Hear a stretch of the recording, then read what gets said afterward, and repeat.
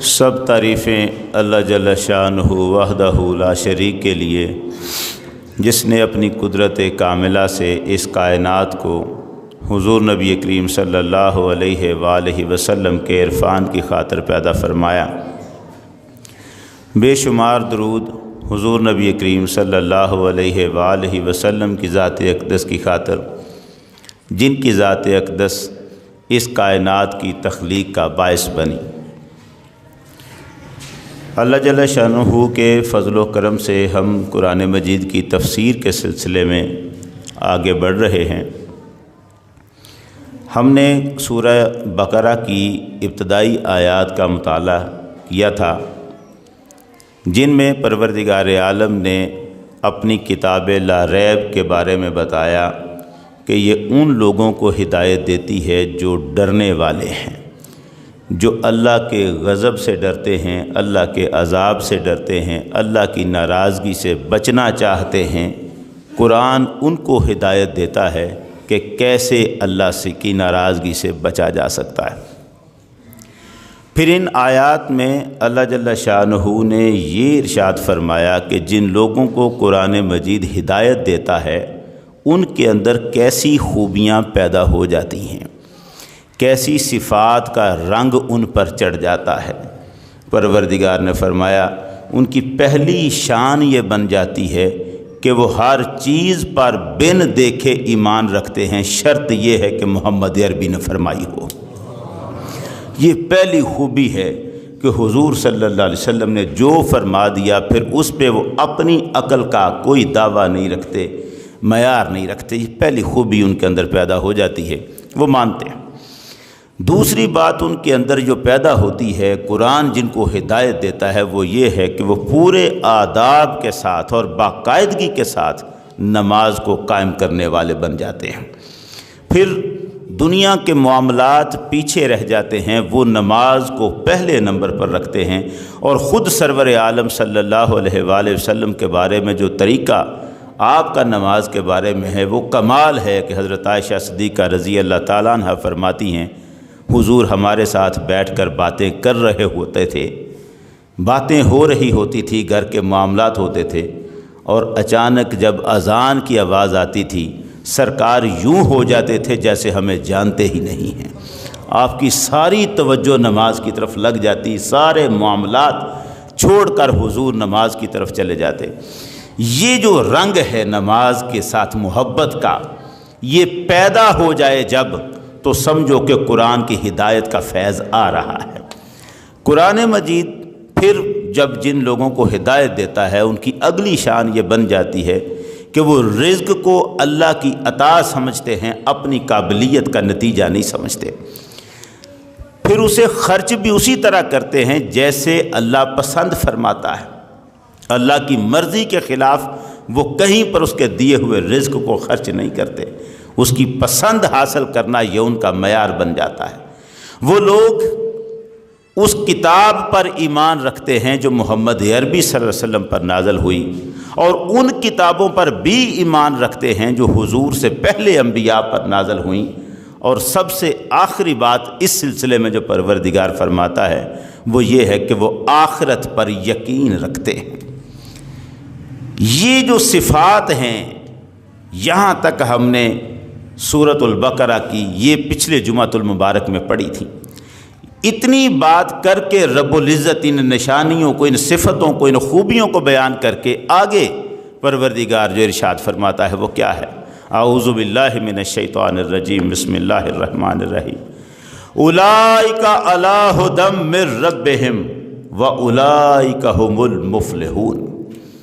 یہی لوگ ہیں جو اپنے رب کی طرف سے ہدایت پر ہیں، اور یہی ہیں جو کامیاب ہونے والے ہیں، جن کو جنت ملے گی، جو دوزخ سے بچ جائیں گے، جو اللہ کے عذاب سے بچ جائیں گے، جو جنت کی نعمتوں کو پا لیں گے۔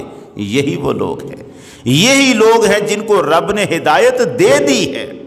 یہ جن میں نشانیاں یہ 5 پائی جا رہی ہیں، یہ لوگ اللہ کی طرف سے ہدایت یاب ہیں۔ اب پروردگار عالم نے یہ جو نشانیاں بتائی ہیں میں تھوڑا سا عرض کرنا چاہتا ہوں۔ یہ سورۃ البقرہ، آج ذرا وقت مجھے بھی تاخیر بہت زیادہ ہو گئی ہے، اس میں اس طرف نہیں جاتا کہ کیوں ہوئی، لیکن زیادہ بات لمبی نہیں ہو سکے گی۔ سورۃ البقرہ قرآن مجید کی 86 صورتوں کے بعد 87ویں صورت ہے جو نازل ہوئی ہے، جو ہم پڑھ رہے ہیں۔ اپنے نزول کے اعتبار سے اس سے پہلے مکہ مکرمہ میں حضور جب تھے تو 86 صورتیں نازل ہو چکی، یہ 87ویں صورت ہے جو حضور جب مدینہ تشریف لائے ہیں تب نازل ہوئی۔ اب پروردگار عالم نے قرآن مجید کا آغاز ان صورتوں سے نہیں کیا جو پہلے نازل ہوئی تھی۔ مکہ مکرمہ میں پہلی وحی اقرا بسم ربک الذی خلق، قرآن کا آغاز اس صورت سے نہیں ہے، قرآن مجید کا آغاز سورۃ البقرہ سے کر دیا، اور اس کا آغاز سورۃ البقرہ کا مومنوں کی صفتوں سے کر دیا۔ یہ کیا ہے؟ اصل میں پروردگار ان آیتوں میں خطاب کر رہا ہے نبی کریم صلی اللہ علیہ وسلم سے، اور فرما رہا ہے مصطفیٰ کریم سے کہ میرے محبوب میں تمہیں بتاتا ہوں اب تک جو تم نے تبلیغ کی ہے اس کا نتیجہ کیا سامنے آیا ہے۔ اب تک جو تیری تبلیغ تھی اس کا نتیجہ یہ تھا کہ یہ جو تیرے سامنے جرمٹ بنائے بیٹھے ہیں، جو تیرے سامنے مجلس سجائے بیٹھے ہیں، یہ وہ لوگ ہیں اب تیری ہر بات پر ایمان رکھتے ہیں، خواہ انہیں نظر آئے نہ نظر آئے، سمجھ آئے نہ سمجھ آئے، تیرے کہے پر یہ ایمان رکھتے ہیں۔ یہ ہیں وہ لوگ جن کا نام ابو بکر ہے، عمر ہے، عثمان ہے، علی ہے، محمد۔ یہ وہ لوگ ہیں جن کو نماز سے عشق پیدا ہو گیا ہے، اب یہ اس کے بغیر تسلی نہیں پاتے۔ یہ ہیں وہ لوگ جو اللہ کے رزق کو اللہ کی خاطر راہ خدا میں قربان کرنے سے ذرا بر دریغ نہیں کرتے۔ ان میں سے کسی کو کہہ کے تو دیکھ کے راہ خدا میں رزق خرچ کرو۔ پھر دیکھو کہیں سے عثمان اٹھ کے کہتے ہیں حضور 300 اونٹ غلے سے بھرا ہوا میں خدمت میں پیش کرتا ہوں، کہیں سے عمر اٹھ کے کہتے ہیں سرکار آدھا مال اپنا میں لے کے حضور آپ کی خدمت میں آ گیا ہوں، اور کہیں سے ابو بکر کہتے ہیں سرکار اب گھر میں صرف اللہ اور اللہ کے رسول کا نام چھوڑ آیا ہوں، باقی سب خدمت میں پیش ہے۔ ان لوگوں کو اب دنیا کی ہوس نہیں رہی۔ یہ وہ ہیں مصطفیٰ جن پر تیرے فرمان کا اثر ہو چکا ہے، یہ وہ ہے جن کو قرآن نے اپنی ہدایت میں رنگ دیا ہے، اور اب جہاں تو آیا ہے اس شہر مدینہ میں، یہاں اور لوگوں سے بھی تیرا پالا پڑنا ہے۔ وہ پیچھے جن کو چھوڑ آئے ہو وہ کون ہیں؟ ان الذین کفروا سواء علیہم اانذرتہم ام لم تنذرہم لا یؤمنون۔ وہ لوگ جو کافر ہیں تمہارا ڈرانا یا نہ ڈرانا برابر ہے، وہ ایمان نہیں لائیں گے۔ کون؟ سارے کافر؟ ایسا تو نہیں ہے، کافر تو ایمان لاتے رہے۔ جس وقت یہ آیت نازل ہوئی اس وقت تو 350-400 بندہ ایمان لا چکا ہے۔ حضور نے خطبہ حجت الوداع میں خطاب کیا، 1,24,000 صحابہ تھے۔ وہ کون تھے؟ پہلے کافر ہی تو تھے جو ایمان لائے تھے۔ آیت یہ کہتی ہے حبیب جو کافر ہیں وہ ایمان نہیں لائیں گے، ان کو ڈراؤ یا نہ ڈراؤ برابر ہے، ایمان نہیں لائیں گے۔ تو ہم عرض کرتے ہیں کہ وہ جو ایمان لا رہے تھے وہ پہلے کافر ہی تو تھے۔ اس آیت کے نازل ہونے کے بعد تو 1,00,000 سے زیادہ بندہ مسلمان ہوا ہے، کافر ہی تھا مسلمان ہوا۔ آیت کیا کہہ رہی ہے؟ کافر مسلمان نہیں ہوں گے۔ اس کا مطلب یہ ہے اس آیت میں ہر کافر مراد نہیں، چند خاص کافر ہیں جن کی مراد یہاں پر ہے۔ وہ چند خاص کافر، ان کا ذکر کہاں ہے؟ وہ کون سے چند کافر ہیں جن کے بارے میں اس آیت میں بتایا گیا، اور کہاں ہے وہ اشارہ جس میں بتایا گیا؟ یہ بات کریں گے اگلے جمعۃ المبارک کو۔ میں اس کو یہاں پر روکتا ہوں، میں نہیں چاہتا تھا کہ تفسیر کو ہم چھوڑیں، لیکن مجھے 2 باتیں بڑی خاص کرنی ہیں۔ پہلی بات جو میں آپ کی خدمت میں آج عرض کرنا چاہتا ہوں وہ یہ ہے کہ قرآن مجید میں پروردگار عالم نے اپنی شان یہ بیان فرمائی، قل هو اللہ احد اللہ الصمد لم یلد ولم یولد ولم یکن لہ کفوا احد۔ اس ساری صورت کا ترجمہ نہیں کرتا، اللہ رب العزت نے ایک بات خاص طور پر فرمائی ہے، نہ اللہ کسی کا باپ ہے نہ کسی کا بیٹا، لم یلد ولم یولد، نہ وہ کسی کا باپ ہے نہ وہ کسی کا بیٹا۔ جب اس نے اعلان کر دیا کہ وہ کسی کا بیٹا نہیں، اب گنجائش نہیں تھی کہ کسی کو اس کا بیٹا کہا جاتا، مگر یہ ظلم کیا یہودیوں اور عیسائیوں نے، انہوں نے مانا، کہا، اعلان کیے کہ اللہ کا بیٹا ہے۔ قرآن یہ کہتا ہے قالت الیہود عزیر ابن اللہ وقالت النصارى المسیح ابن اللہ۔ اللہ یہ قرآن یہ کہہ رہا ہے کہ یہودی کہتے ہیں عزیر علیہ السلام، ان کے بارے میں یہودی کہتے ہیں عزیر اللہ کا بیٹا ہے، عیسائی کہتے ہیں عیسیٰ مسیح اللہ کے بیٹے ہیں۔ اب عیسائیوں سے کسی سے پوچھیں کہ یار تم عیسیٰ کو اللہ کا بیٹا کہتے ہو، تو کچھ عیسائی مسلمانوں کی بستیوں میں رہنے والے ہو سکتا ہے کہہ دیں نہیں ہم تو ایسا نہیں کہتے۔ مجھے بتاؤ یہ عیسائی سچا ہے یا اللہ کا قرآن سچا ہے؟ جب اللہ کا قرآن کہہ چکا کہ یہ عیسائی عیسیٰ کو اللہ کا بیٹا کہتے ہیں، تو پھر اب کوئی منہ زبانی کچھ بھی کہے وہ اللہ کا بیٹا عیسیٰ کو مانتا، قرآن کے حرفوں میں شک نہیں، اور وہ بھی جھٹلا نہیں سکتے، اس لیے کہ ان کی کتابوں کے انبار لگے پڑے ہیں ہمارے سامنے، ان کے جتنے فرقے ہیں فرق ہو سکتا ہے، مگر عیسیٰ علیہ السلام کو اللہ کا بیٹا ماننے میں فرق نہیں ہے۔ اس میں فرق ہے کہ عیسیٰ خدا ہیں کہ نہیں ہیں، اس میں کوئی فرق عیسائیوں کے فرقوں کے ہاں نہیں ہے کہ عیسیٰ علیہ السلام اللہ کے بیٹے ہیں کہ نہیں، وہ بیٹا مانتے۔ پروٹیسٹنٹ اور کیتھولک دو فرقے ہیں عیسائیوں کے، دونوں عیسیٰ علیہ السلام کو اللہ کا بیٹا مانتے ہیں، فادر، سن، ہولی اسپرٹ، یہ بنائے ہوئے ہیں لفظ، باپ، بیٹا، روح القدس، تین مل کر خدا بنتے ہیں ان کے نزدیک۔ باپ کون ہے؟ اللہ، بیٹا عیسیٰ علیہ السلام، اور روح القدس جبریل۔ کئی فرقوں میں جبریل کی جگہ حضرت مریم کو ڈال دیا، یہ تین مل کر خدا بنے گا اللہ، یعنی اب یہ تین نہ ملے، یہ تینوں ایک اللہ کے جز ہیں، اللہ خود ایک حصہ ہے، ایک حصہ اس کا بیٹا عیسیٰ ہے، ایک حصہ جبریل یا مریم ہے، تین ملتے ہیں تو خدا بنتا ہے۔ اللہ کو باپ، عیسیٰ کو بیٹا، یہ انہوں نے کہا، قرآن کہتا ہے قالت النصارى المسیح ابن اللہ، عیسائی کہتے ہیں عیسیٰ اللہ کا بیٹا ہے۔ سورۃ المریم میں پروردگار عالم نے زبردست طریقے سے اس بات کو بیان کیا، اتنا زبردست انداز ہے، جلالت خدا کی وہاں سے جھلکتی ہے۔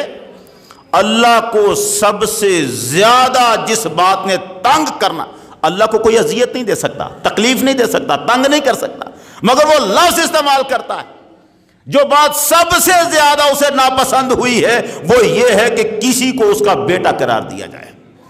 وہ کہتا ہے قالوا اتخذ الرحمن ولدا، یہ لوگ کہتے ہیں کہ رحمان کا بیٹا ہے، اللہ کے ساتھ بیٹا، یہ لوگ کہتے ہیں کہ رحمان کا بیٹا ہے، قالوا اتخذ الرحمن ولدا۔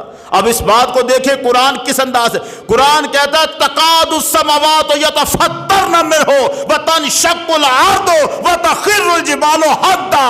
ان کو پتہ نہیں یہ منہ سے کہہ کیا رہے ہیں، اتنی سخت بات ہے، قریب ہے کہ اسے سن کر آسمان پھٹ جائے۔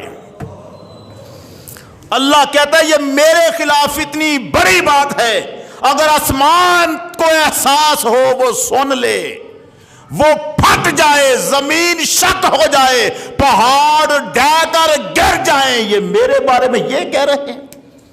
یہ تہمت اللہ اپنے اوپر مانتا ہے اس بات کو، وہ کہتا ہے یہ مجھ پر تہمت الزام سب سے بڑا، اس کے ساتھ شرک کرنا یہ الگ جرم تھا، کسی کو اس کا بیٹا بنانا شرک، اور شرک سے آگے ایک درجہ اللہ کو گالی ہے۔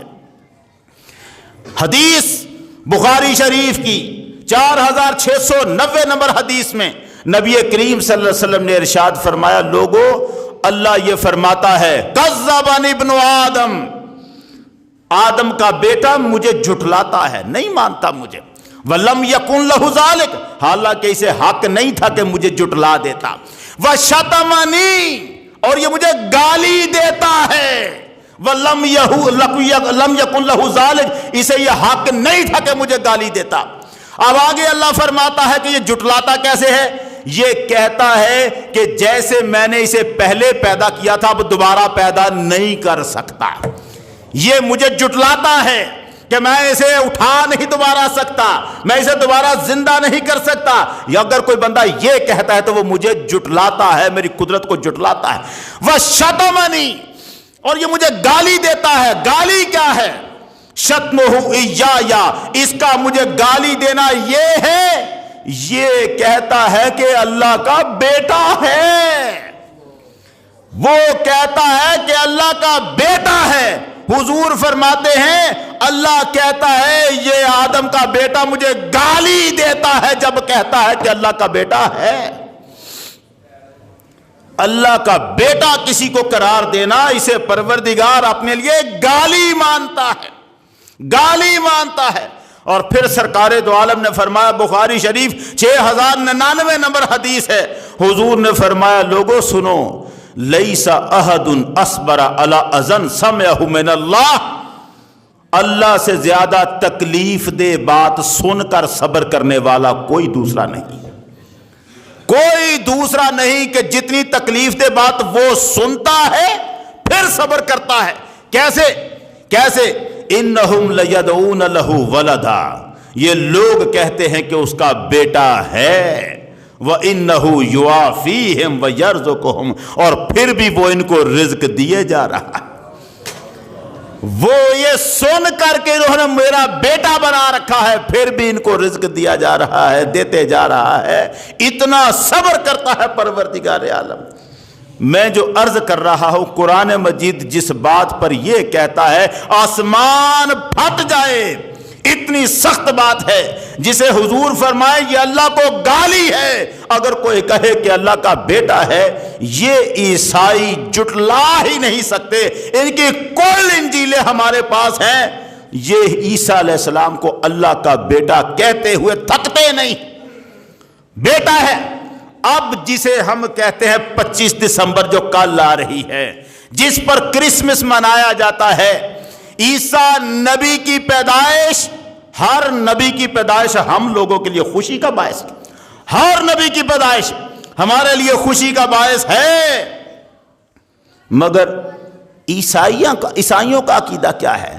وہ عیسیٰ کو نبی کے طور پر نہیں مان رہے, وہ کہتے ہیں اللہ کا بیٹا پیدا ہوا ہے. ان کا عقیدہ عیسائیوں کا عیسیٰ نبی کی پیدائش نہیں, اللہ کے بیٹے کی پیدائش ہے. اب وہ ایک دوسرے کو مبارک دیتے ہیں اللہ کے بیٹے کی پیدائش کی. اس لیے ہمارے کل علماء نے متفقہ طور پر حرام قرار دیا ہے کوئی مسلمان کسی عیسائی کو کہے کرسمس مبارک ہو تمہیں. مبارک دینا حرام ہے کرسمس کی. کئی لوگوں نے تو کہا خود دینے والے کا ایمان شک میں پڑ جاتا ہے کہیں اسلام سے نکل ہی نہ جائے, اتنا سخت کام ہے. امام احمد بن حنبل کے سامنے سے کوئی عیسائی گزرا کرتا تھا, طبقات الحنابلہ جلد نمبر 1 صفحہ نمبر 11 پر لکھا ہے, آپ اپنی آنکھیں بند کر کے کھڑے ہو جایا کرتے تھے. لوگوں نے پوچھا جب بھی کوئی عیسائی آپ کے سامنے سے گزرے آپ آنکھیں بند کر لیتے ہیں کیوں؟ فرمانے لگے یہ وہ لوگ ہیں جنہوں نے اللہ پر جھوٹ باندھا ہے. میں طاقت ہی نہیں رکھتا کہ میں وہ ایسے شخص کو دیکھ سکوں جس نے اللہ پر جھوٹ باندھا ہوا ہے. برداشت نہیں کر سکوں گا میں اسے جو اللہ پر جھوٹ باندھے اور پھر میرے سامنے سے گزر جائے. لا اقدر ان انظر الی من افترى علی اللہ وکذب علیہ, میری طاقت نہیں, میں کیسے برداشت کروں. یہ وہ لوگ ہیں, ہمیں اسلام نے رواداری کا درس دیا. ان کی تعزیت میں بھی شامل ہو سکتے ہیں, افسوس کر سکتے ہیں, ان کو خوشی ہو کوئی بات نہیں, آپ رواداری کا معاملہ رکھیں, لیکن ان کی مذہبی تہوار پر جسے کرسمس کہتے ہیں اس پر مبارک اس لیے دینا حرام ہے کہ یہ نبی کی پیدائش نہیں, یہ اللہ کے بیٹے کی پیدائش کا عقیدہ کر رہے ہیں.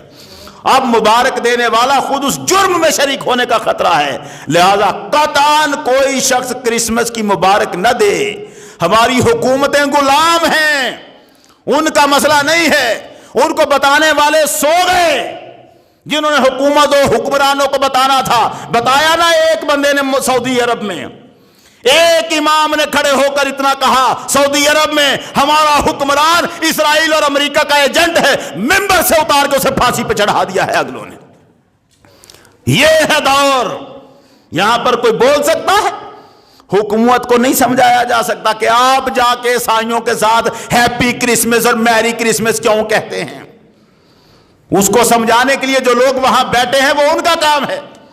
مگر میں یہ عرض کرتا ہوں بل اتفاق علماء مسلمانوں کے، عیسائی وہ مسلمانوں کے جو علماء ہیں، خواہ وہ سنی ہوں، دیوبندی ہوں، وہابی ہوں، شیعہ ہوں، متفقہ طور پر فیصلہ ہے کوئی کسی عیسائی کو کرسمس کی مبارک نہیں دے سکتا۔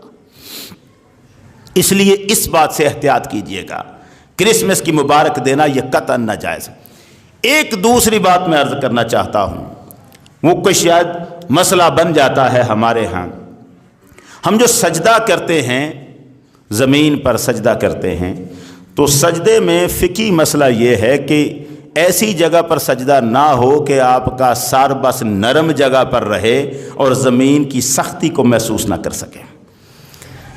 جہاں جا کے آگے ابھی جانے کی سر گنجائش رہے، جیسے فوم کے گدے ہوتے ہیں، ان کے اوپر آپ کا سر اوپر والی سطح پر ہے، ابھی وہ اور تھوڑا دبائیں گے تو وہ نیچے جا سکتا ہے۔